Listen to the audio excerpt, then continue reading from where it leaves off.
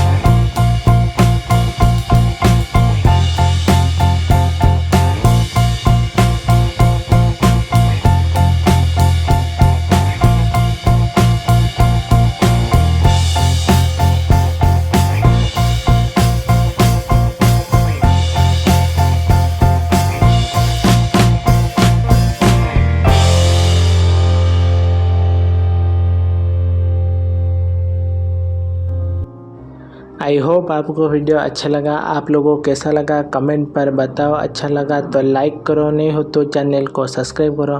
मिलते हैं अगले वीडियो में। Thanks for watching.